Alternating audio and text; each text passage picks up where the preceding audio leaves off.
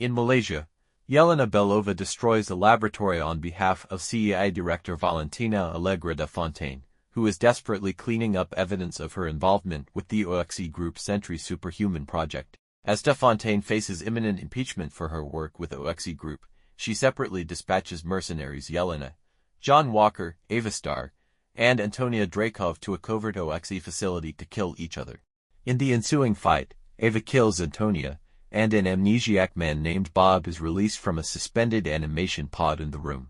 After realizing that they were sent by de Fontaine to be incinerated along with any evidence of her misconduct, they work together to escape from the trap. Upon coming into physical contact with Bob, Yelena and Walker briefly experience visions of some of their worst memories. De Fontaine learns that the group has survived and that Bob was a presumed dead volunteer in the Sentry trials. When she arrives at the site, Bob creates a diversion by drawing enemy fire, allowing Yelena, Walker, and Ava to escape. Bob sustains no injuries upon being shot, then uncontrollably ascends into the air before crash landing back at the compound, where he is captured and transported to the former Avengers Tower in Manhattan, now renamed the Watchtower.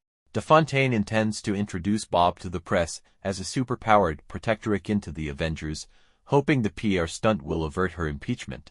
Meanwhile, Alexei Shostakov, who had overheard details of de Fontaine's plot while working as a freelance chauffeur, rescues Yelena, Walker, and Ava. Alexei refers to the group as the Thunderbolts, in reference to a soccer team Yelena played on in her childhood.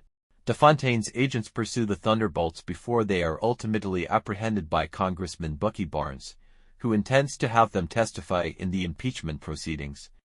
Upon learning that Bob was the subject of one of de Fontaine's top-secret experiments, Barnes joins the group to head to New York to infiltrate the Watchtower.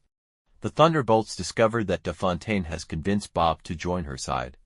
Under de Fontaine's orders, Bob easily overpowers the Thunderbolts but allows them to retreat, deeming them no longer a threat.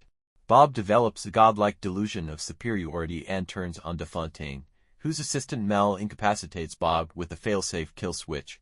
This triggers the emergence of the Void, Bob's destructive alter ego and the embodiment of his depression and insecurities created as a result of the procedure and his already fractured psyche, who begins engulfing New York City in supernatural darkness, trapping its citizens in pocket dimensions. Realizing the only way to stop the Void is from within, Yelena enters the darkness to reach Bob's consciousness. There, she faces her haunted past as a Black Widow and finds Bob hiding in a recreation of his childhood bedroom, where he hid from his father's abuse.